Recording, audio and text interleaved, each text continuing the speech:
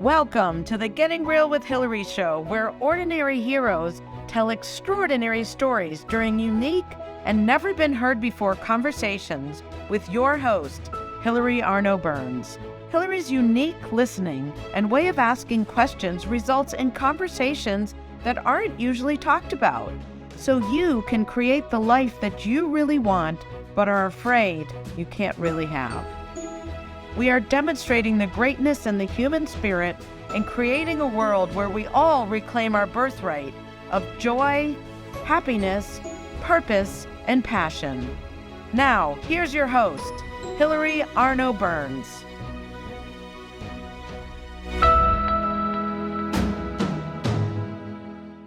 Welcome to the Getting Real with Hilary show. And today I have a very, very, very special guest. But before we go to him, just keep you in suspense a minute longer, I'm just going to do a little advertisement for my book, The Real Talk book that I just published. If you haven't gotten it, go to realtalkwithhilary.com. You can take the Real Talk quiz. And if you don't think you're really talking, sign up for a call with me and we will get you out there. We will get you real. This is the book. This is a proof copy, but it's coming out soon. Your Bullshit is Your Blessing, which will be an amazing, amazing book. If you're negative like me, you got to read this thing. And then this is my original book, The Second Piece of French Toast, a memoir. If you want some juicy stuff, definitely read that one. You'll read it. You'll read it pretty quickly. It's got a little teaser at the beginning. All right, so that's all about me. Now we're going to introduce Doug Murphy, who is a friend of a friend.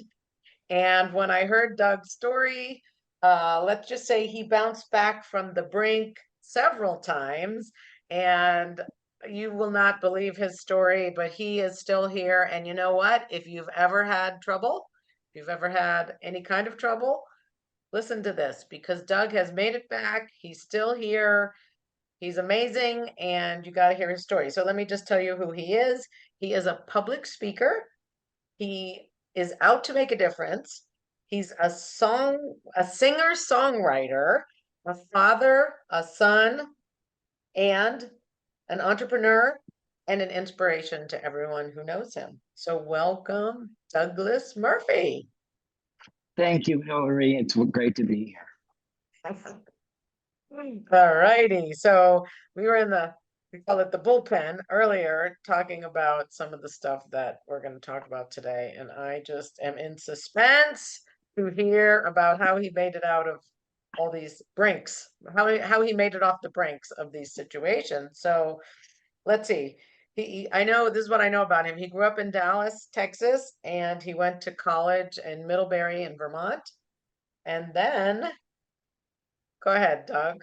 And from there, the story begins. And I know Hilary from watching rebroadcasts and being with you, that part of this, the intent here is not just the story, but how you get that, how I got back up, and less so much for me, it's the details of what I went through, but how did I get back on my feet after each of these things? And the other thing is, we were talking about saying what people don't talk about, and Doug was saying that he's a little uncomfortable talking about this, and he doesn't usually talk about it, and that's what this show's about, is getting it out there, so you can grow and other people can also be inspired. So thank you for your generosity and your authenticity.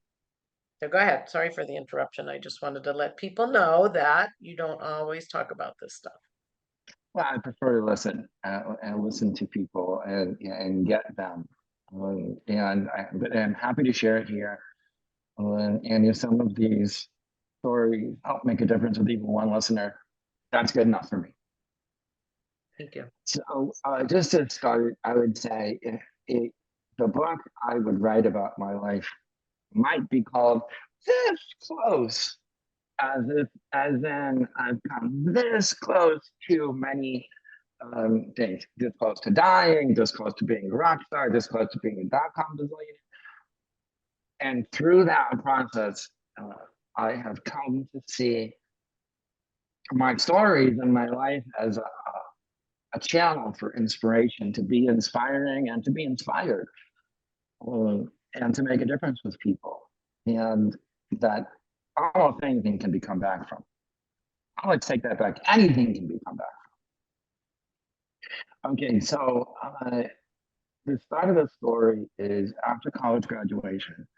I started working at CNN, and that was a great job. And I was in Atlanta, but I really wanted to be a guitar player, and I'd always played guitar. So I formed a band, and during the course of 1 year, we went from playing bars to playing really big shows, all original music, to the point where that was our only job, and we didn't have to like work. We didn't make a heck of a lot of money doing it, but I was 22 or 23. I didn't need a lot of money. And my mom sent me a box, a 6x6 box of sun chips that we survived on bags of sun chips all the time. And so we had a manager of that band, and that band's manager also managed these other bands called Dave Matthews Band, Fish, Spin Doctors, and Blues Traveler, and then our band was Tree. And you've heard of all four of those other ones. They got huge. I always believed that that band had what it took in terms of songwriting and content. But what blew us up was, you know, the same old stories of addiction and cheating on girlfriends. And, when you have that many creatives in one room, it either explodes in a good way or in a bad way, and that one exploded in a bad way. So then I started getting hired as a guitar player, and this is the first of this close. That band came so close. Now I became a journeyman guitar player. I get hired by bands to go out on national tours or local tours or reach or even one night shows. And doing that, Hilary, the truth is, I didn't actually put the work in when I would get hired. I would learn enough of the song to be able to play along, and then I just feel my way through it. And I would justify that by saying, well, it doesn't need to be perfect. It needs to have soul. It needs to have, they hired you for your vibe. When really they hired me to play the part.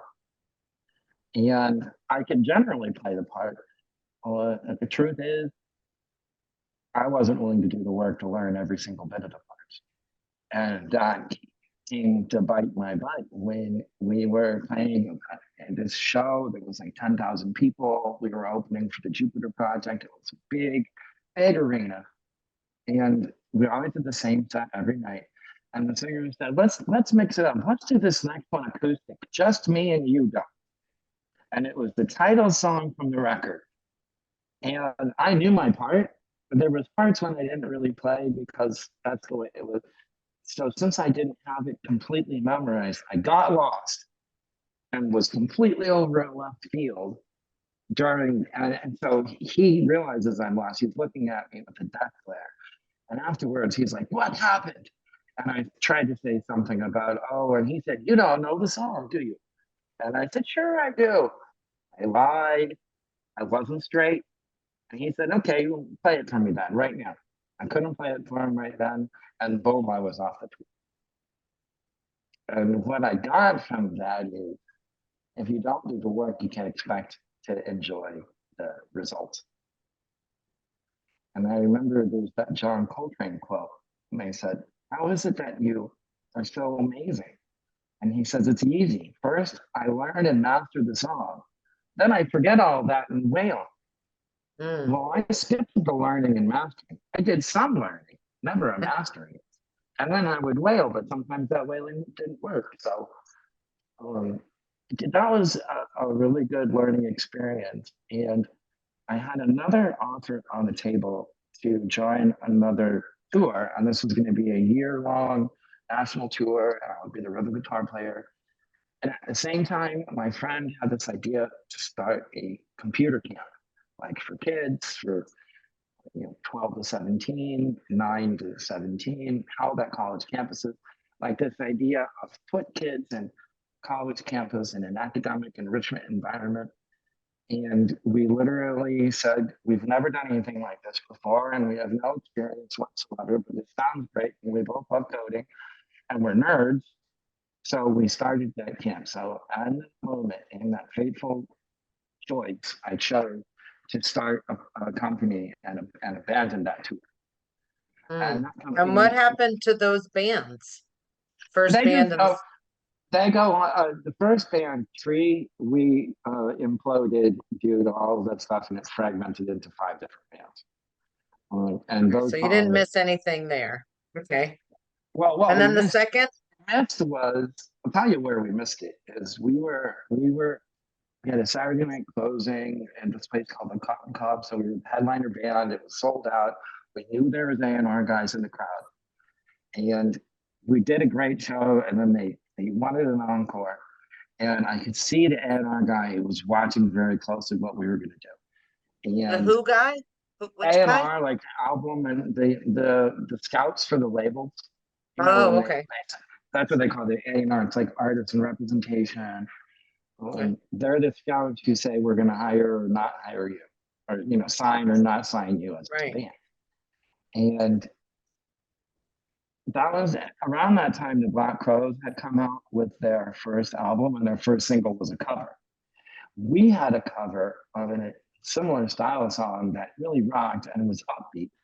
The song, and I personally chose the last song because we didn't have it on our set list. What would be an encore? I picked an original, and it was slower, and it was more of a ballad, and it's a great song. It wasn't the right choice for an encore. Mm. And I could see the A&R guy's face sort of fall, and then we never heard from them again. So that's the moment where if we had done the cover that, people would have known as a deeper cut the way we did it, which was so killer, and it was upbeat and danceable. Mm. And that all those years of practice down to that one instant where, one choice. Now, is that really the case? Is that a story that I made up? Yes, I made up that story. And was After that, that, and that was with Free or that yeah, was with the I was other? with Okay. Tree. And then shortly thereafter, Tree, we made a couple records, and we just didn't have any money to develop it. And the conflict got to be so great. That's what led me to go off and get hired. Can you, yeah, you're crackly and I want to make sure that people can hear you. Try that. Sure. Hopefully that's That's a little better. better. Yeah, that's better. Okay, good. Right. So Well, that was the Free.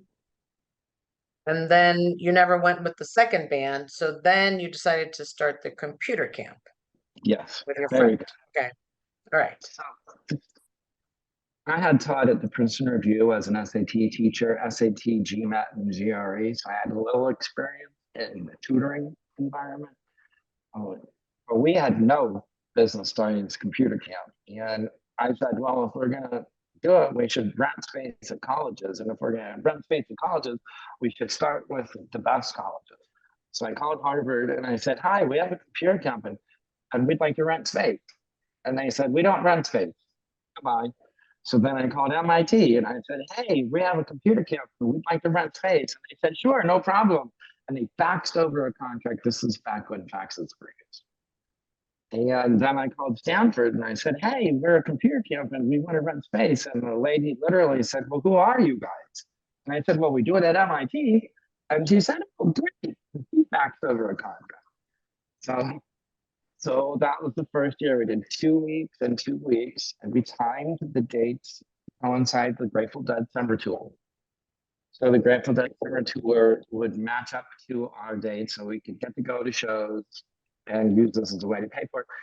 That first year, we had 25 kids a week, total of 100 kids. That was like enough to break even. That meant me and my partner were driving the computers and stuff. We were leading all the classes. We had a few staff, So really was two one staff. of you at MIT and one was at Stanford? We did them in succession. So we did 2 weeks in Stanford, then we drove all the way to MIT with the computer. And then we drove all the way back to Atlanta and dropped them off where we were based. So it was a crazy start, but we didn't lose any money. So we went the next year and we went at 100, we went to 300. And then we went to 1,000, then 3,000, 6,000, 12,000, 18,000. Suddenly we reached 18,000 kids, 85 locations, 3 countries, all the best brand names like Vanderbilt or, of course, your MITs, SMU, Rice University, like all the key. What were you teaching them? It, it was called Computer Camp. It was coding, game Oh, design, mostly programming, web stuff, HTML, C++. Like how coding did you and know that? nerd. Who knew that? Did you know that? I actually learned the night before the next day's course. I would write the next day's curriculum that night, and then we would do it. And once I had 1 week done, then we could repeat that week and then have to add more modules. But then later, we had to do it right and hire real curriculum designers and, do it by the book. In the first days, we had no business. As a parent now, I would say we had no business running that. You know, we didn't have a medical professional. Uh, a lot of things that we take for granted now. When I say we, I mean when I came here, we didn't know to do. It wasn't even that we avoided doing it. We literally didn't even know to do them. But as we got bigger, we started doing things right, and our intention was always to reach those kind of nerdy, computer oriented kids who aren't very outgoing, don't socialize, have very few friends. This gave them a chance to come together in a community of like minded kids. They're the only kid in their grade who does programming. Well, now everybody there does programming, so they could finally make friends. And that was really the secret to our success. And that's what we've been, all the camps that I continue to run, which I'll get to. But this now leads us to the moment number two of being this close. So as we grew, those 18,000 kids, they paid tuition. Now, until at that point, the dot-com revolution was starting, the dot-com 1.0. Remember the late 90s, early 2000s when everybody was at dot-com and Webvan was valued more than American Airlines. You know, valued more than all the Wait, airlines. wait, wait. I can't. It's hard to make out what you're saying, so I want to make sure that people can hear you. I don't know what it is with these things, but if you can, How about now? when you're close, yeah, if you stay in close, we can hear you. Okay, now I'm using the computer speaker, so my coworker That's can hear better. me. All right, Yeah, good. stay close. Good. Okay. Sorry for the interruption, folks. Good. No worries. It's the modern world of technical difficulties. All I just right. want to make sure people can hear this amazing story. All right. So you're doing Okay. this camp. You got So yeah, we're so you doing this camp. finished. We've got 18,000 kids coming. We're making good profits. We have a wonderful company. And at that moment, all those other companies were turning into .coms. And I had a friend who started drugs.com. And I have a friend who started salesforce.com. I knew these guys. They went public. And so we said, we're going to go for the brass ring, just like these other guys. And we turned it from Computer Camp to computercamp.com. And we said, your tuition includes 1 week of camp and 51 weeks of our online universe, which we called ACE Planet. It was American Computer Experience. It was ACE Planet. And we have live courses delivered by Stanford computer science majors. We record all those classes, kids can watch. We have a community where they can sound off. It's like a very early version of what we would now call a social network. And so that's what and then we said, since we're a .com, the value of our company now uses .com valuation.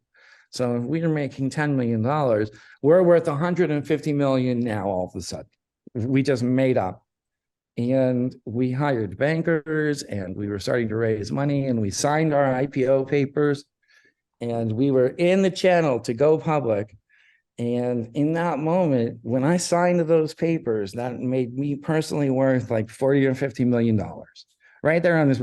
No, it's not like I could recover that. It wasn't in the bank, right? But it was on paper. And yeah, so when we hired the bankers, they said, for this to go public, we need a CEO that the street is familiar with, because nobody's going to want to put their money on some unknown. And we said, we've proven it. We've grown it this far. So let us keep going. They said, no, we're really going to put this person in. It's going to help it go public. Don't you worry. So I went and I got married to my graphic designer. And we did a trip around the world, a literal trip around the world. And when we came back, we got pregnant accidentally. And then I drove myself into a wall at 50 miles an hour with no seatbelt on because I was running to the store. So I shattered my femur and kneecap and face and just was in a lot of terrible, How bone. did you drive into a wall? You just weren't looking? I don't remember, Hill. Oh, you were like I in was a going moment? straight, and then the next thing I know, I'm in the passenger seat facing the driver door. On my right leg, my foot is still on the gas pedal. This is all Ah, ouch. Okay. So this is the beginning of a long medical journey and a very short journey for the rest of that company. So during that year, I was in PT, physical therapy, like 3 hours a day. I had several surgeries. You know, the new CEO came in, they delayed the IPO, they delayed it again. And meanwhile, we went from 18,000 to under his stewardship back down to 6,000 in 1 year. Wait, so why did they delay it? Because of your accident? No, they delayed it because there started to be rumbles in the market that maybe these .com valuations were crazy and it was hard to justify why Priceline could be worth that much money. Priceline was at one time worth more than every airline combined in market cap. And that's just not sensible, right? It's so they said, let's wait a couple of weeks. And that couple of weeks eventually became the bottom fell out of the market. And they said, you guys can't go out. We can't go out right now. We're going to have to delay this at least a year. It could be 3 years. Meanwhile, we went from 18,000 to 6,000. So we had like a $12 million loss that year, which would have been easy to raise money as a .com. But at that point, it was very difficult to raise money. So that company, so when I got married, I was worth 40 million, whatever, and, king of the castle. A year later, the company is bankrupt, out of business. I'm broke. I've got a baby, a brand new wife, and I'm still on crutches from the car accident. So that was one crazy first year of marriage. Crazy is a story. It was a difficult first year of marriage. So okay. So if you had, let's say you were down to 6,000 students, did you lose all of them? Like, why did you go bankrupt just because you couldn't go public? Did you have all those costs or? Yes, they had done a lot of extended marketing efforts and spent a lot of extra money. We raised millions of dollars from investors. We spent that money to build out the back end of the online component with all the servers and how do we record the classes. And also they did a television marketing campaign and an outbound phone campaign, which resulted in none sign up. So that plus spending against a higher budget when we only had 6,000 kids. So there was a $12 million loss. And a lot of that was to the schools. So we owe Stanford a whole ton of money. Stanford's not going to let us back on campus unless we pay. But we couldn't pay. So I did my darndest to try to push those best schools off to the future and say, we've been here for years, it didn't work. They need to get paid for this year before they're going to book you for next year. And the only way to do that was raise the money, and we could not do it. We just couldn't do it in that environment. So that company was gone. And that is number two, this close, because if we had gone out in that first time, maybe it would have stayed public. Maybe we would have had bad numbers and it still would have. But you are in debt now. Okay. All right. So we're about to go on the halftime break. Why don't we play your song? Or is it too early to play the song? Oh, sure. We can play it right now. Let's play the song. We'll have the commercials and then we'll come back to hear the rest of the story. Do you want any intro of this song? Sure. Okay. So, folks, for me, playing music is how I release my emotions, and it's always been a very emotional experience. And I talked earlier about how I wouldn't always learn the song, but I always felt the music. And this particular song happened after a tragedy in our family, and I didn't know what to do. So I sat on the couch like 2 in the morning, and I just started playing guitar and making up lyrics. And my sister came out, and we just kind of said things, and it became this song. So the tragedy was, I guess I should just go ahead and share, because I said I would be vulnerable today. The tragedy was that my dad committed suicide. But this is not a song that you would know, that I don't think, from listening to it, but that was the source of the emotion. And this song was the cleaner out, the cleanser, the plunger that helped plunge a lot of that emotion out. And which band is it, a band or is it just you? So this is our current band is called Lunar Tourists, with an S on the end. And Okay. we're on Spotify and everywhere. So it's a current band. It's it's a not the current old band. Tree. Okay, Yeah. all right, cool. Thank you Very for good. making that clear. Those Tree songs, that's gone. But this is my current band. That's Okay. a lot of fun. So All right. here we go. So The we're having song a is little called preview. Questions. Yes, all right, thank you.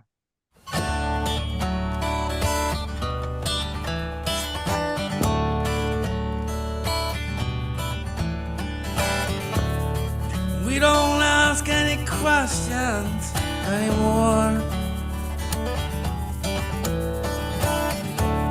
We've come to expect it from people like you.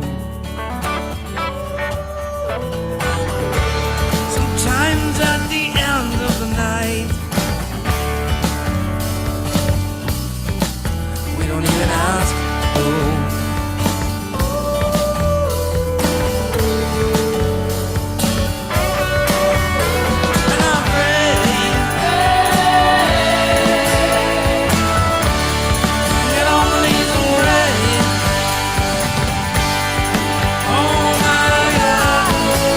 Totally do that.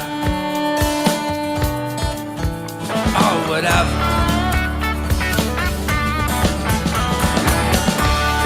We don't play by numbers anymore. We don't mind crying all the time. We are no closer to the truth. We are no closer to the truth than what I do.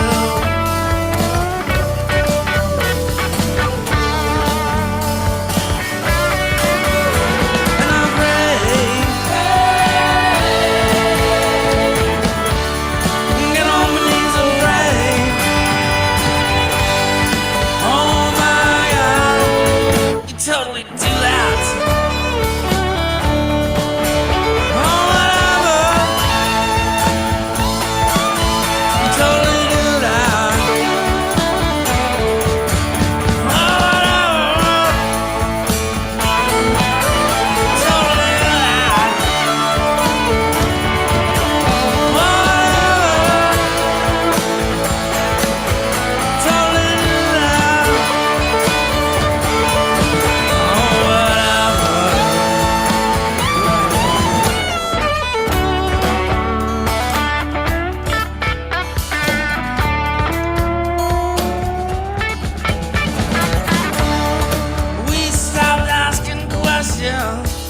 Long time ago.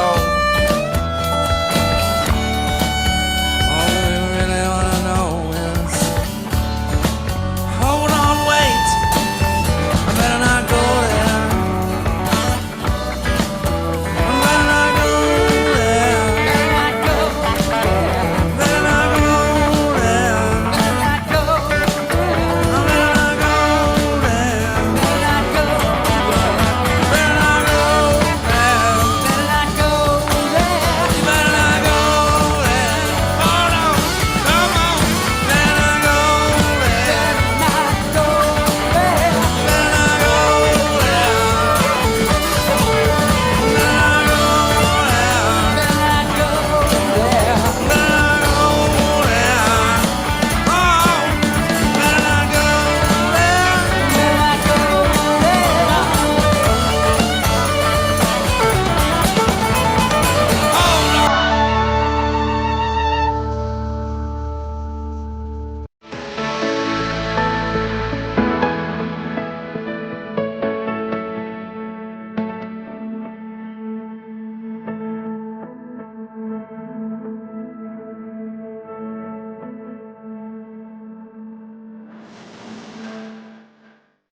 Has social emotional learning become just one more thing on your teachers' plates?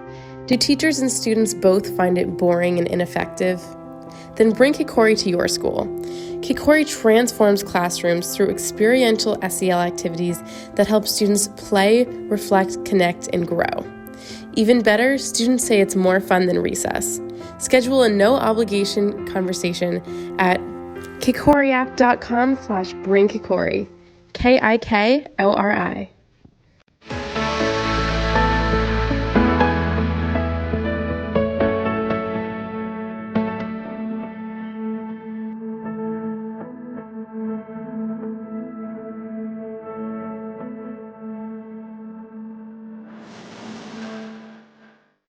All right, and thank you to our sponsor, kikoriapp.com. If you want to bring social emotional learning to your children, business, any kind of team building activity, go to kikoriapp.com and ask for Haley. That's my daughter. That's her company. It's an amazing company. And then for my stuff, if you haven't read the Real Talk book, go to realtalkwithhilary.com, order the book, take the Real Talk quiz. And if you feel stuck in some areas where you're not speaking up, schedule a call with me and we will get your blank moving. We will get your tongue moving and you will start to be free. And it's a really cool life. All right, we are back with Douglas Murphy. Hopefully our sound challenges are over. Thank you to Doug's mom for piping in with the feedback. We appreciate that. Hope you enjoyed the song. And sorry about your dad. That was back in 2017. And so, thank you for the song, Douglas. So there you are. Let's see. You're married. You have, I guess you, at that point, you had a new baby. You're still on crutches. You're going bankrupt. And now what? How does someone recover from that? Obviously, you have. Here you are. So if anybody's having troubles, you can get through it as well. What'd you do next, Doug?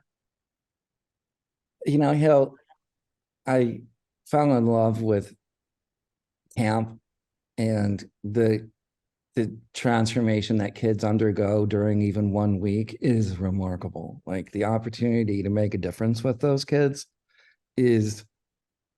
I've seen them come in one way and come out completely unrecognizable, even to their parents. Like they're outspoken, they're empowered, they know their voice, they can ask for what they need. That difference would have been great if I had that when I was a nerd kid. I wanted to make that same difference with all children. And I still do. So I still run camps, and I've been running camps ever since. So what I did is I started a new camp company. When we moved to New York, because my wife got into Pratt. And so we moved to New York and I started a camp company here from nothing. And I couldn't really share my story about how my previous one went bankrupt. So I came up with a new business model and I started operating and running camps. And those were going, fine. It was getting started when my next All right, before we go there. All right, Yes. before we went to the obstacle. So when you say camp, was this like a summer camp? Was this another computer camp? Did you go live? Were you on Zoom? Like, how did you impact these kids? I just, for my Okay, own visualization, I want to be able to see it in my mind. Okay. When you look at the life cycle of summer camp, the cash flow cycle, you get all your money in June when everybody pays. And then you get the deposits like starting in January for the next year. So you have a bucket and you hope there's money in the end of the bucket till the next year when the next deposits come in. But to start a program, you got to have some money. And I didn't. I had zero money. So I said, the only way I can do this is I want to partner with a school. And rather than rent space from them, and then we extract profits doing whatever we want to do, however we want to do it. So I think the risk to that school is something bad could happen. A kid could be murdered, raped, and the worst scenario. The headline would say murder at Babson, would not say murder by a camp that rented space, right? The risk reward didn't make any sense for that entire model. So I went out to colleges and said, you should have your own summer camp. And you should utilize your facilities that are lying fallow in the summer, and it will attract high scoring, academically oriented kids who can afford it. So they're high income, high scoring. And even if they don't come, it increases your branding and helps your branding. And that sounded like a good idea. And I went to all the schools that we rented from, and every single school said, we don't need help in branding, and we're doing just fine with renting space. So see ya. So we ended up partnering with B team colleges, C team colleges that no one's ever heard of. They're the ones that need the help. The downside of that is they have no brand, and they're often in a no destination location. So if they're in the middle of nowhere and no one's heard of them, they're happy to hire our company, and it's very difficult to bring kids in to register them. But we were doing that fight, and we added a bunch of schools. And the truth is, it stopped being fun, Hilary. Camp is supposed to be fun. And I got an email with the subject line said 911 website emergency. Now that, of course, gets your attention. The content was a junior person in the marketing office of a college, and it was amounting to, there's 3 typos on the website. And they copied the college president, the provost, the head of admissions. They copied everyone. It was like looking good. And at that moment, I said, you know what? This isn't fun. We're going to go back to the old model of running our own programs our way. So we started adding our own location, our own camps. We have one called Summer Culinary, and it's a cooking camp. All of our programs are academic enrichment. They're only in the summer. They're ages 12 to 17. They're residential or sleepaway, or they're day or commuter students. And we have 3 brands that we run. Summer Culinary, which is our cooking camp. And then we have another one called Vet Summer, which is like veterinary medicine for kids who love animals, the animal camp. And then we have another one where we're partnered with IEEE, and it's called the IEEE Tri-Engineering Summer Institute. It's an engineering program, and these are held all across the country, 3 different kinds of programs. And that's what we run. And that's what we do.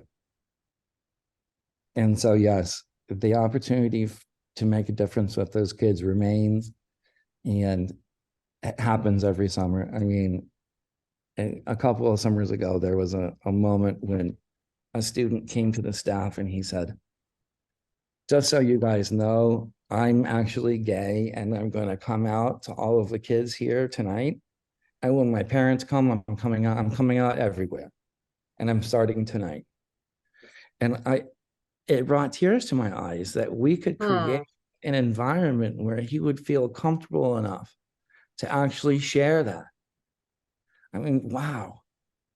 You know, that safe space, it takes a lot to build that community. That's what I'm really out to do. Sure, the classes are important, but those personal breakthroughs for that kid, that's what he's going to remember for the rest of his life about that program, as he got empowered.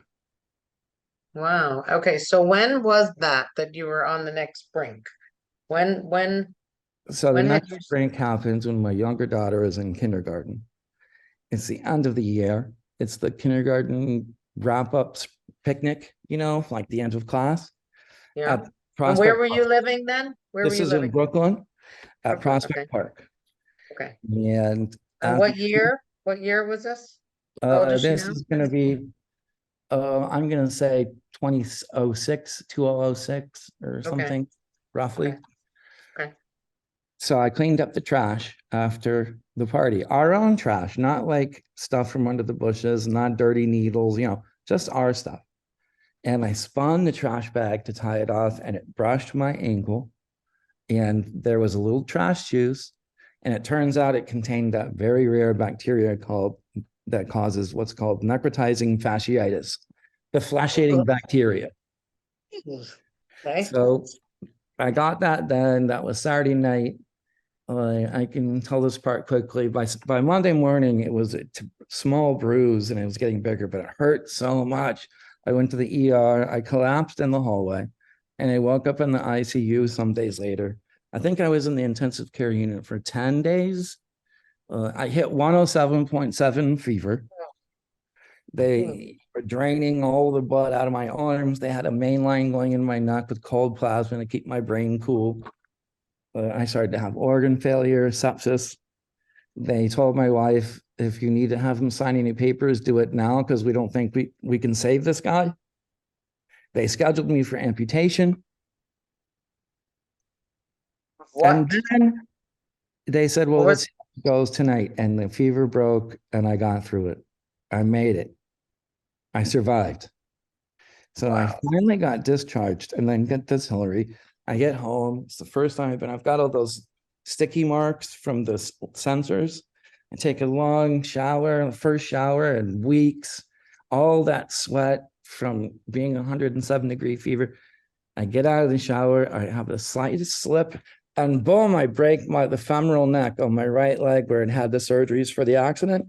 Snapped Oh, God. all off the top of the femur, snapped it right off. And I knew right then that was bad. So I didn't say anything. I got to snuggle with my daughters for that one night. And then the next day, I'm back in the hospital. That's on 10 days because it took them a week to even figure out how to do the surgery because it was so complex.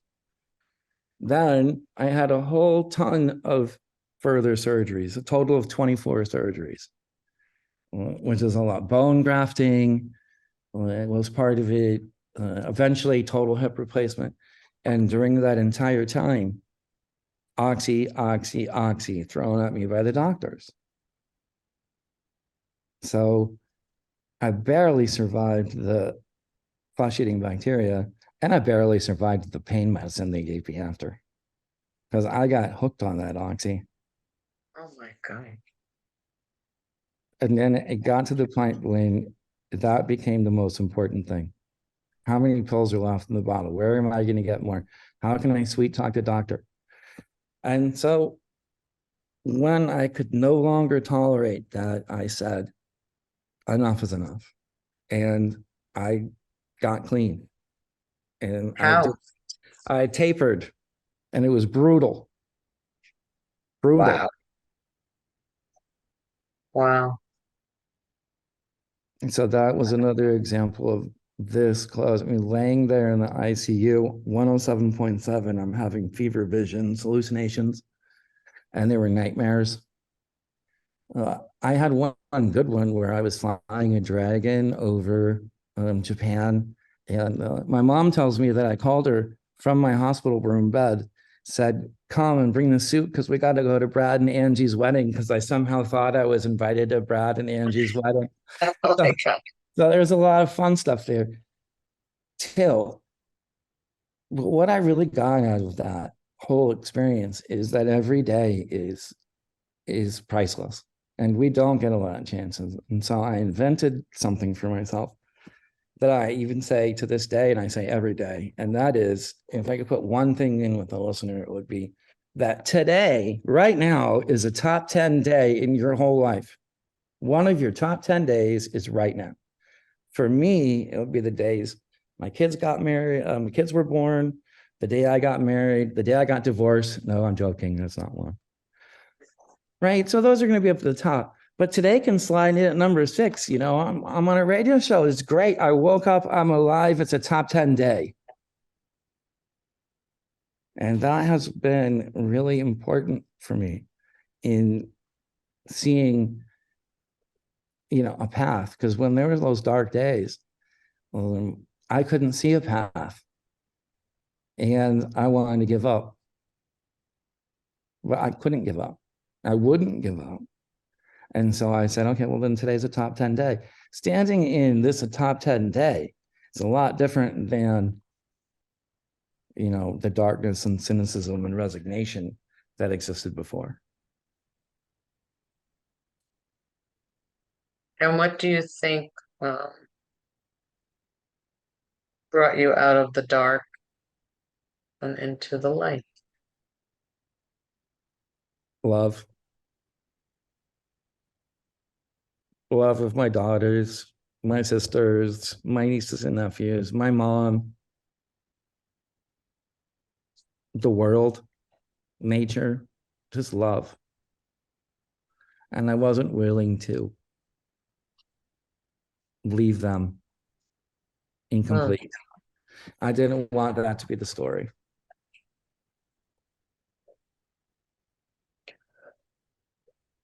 Wow. That was unexpected. And I didn't think I was going to talk about that. But that was the part that really had me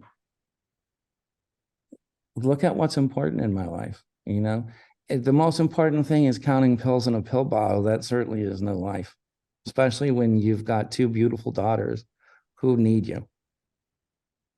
So it cost me a lot. It cost me my marriage. But what I get to be now is an advocate for those who also have addictions, and a person who makes a difference with all sorts of kids. And we have scholarship programs in all of our programs, so it's not just for the wealthy. If there's one thing I'd like to do, it would be to raise $10 million from, big pharma, big defense, and do scholarship-based tech programs for the kids that don't have a shot, and they certainly have the brain. There's a way to make a difference.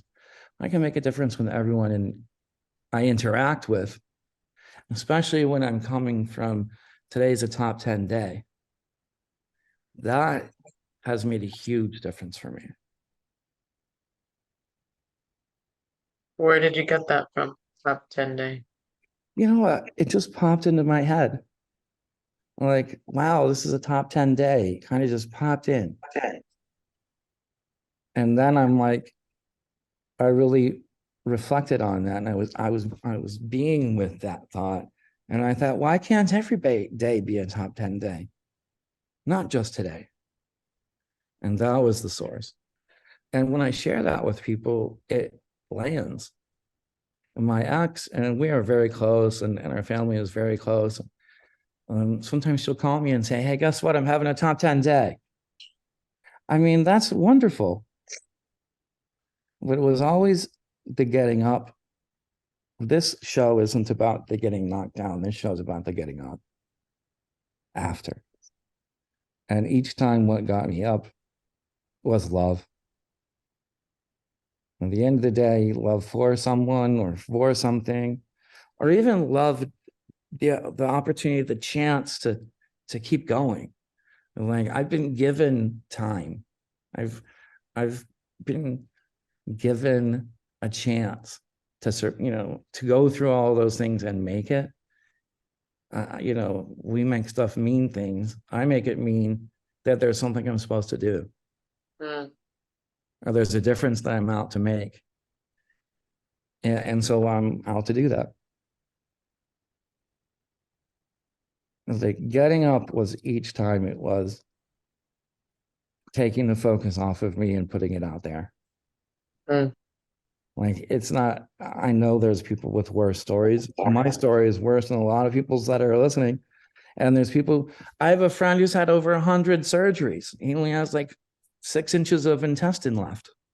So his story is way worse, especially the surgical. And he uses a morphine pump.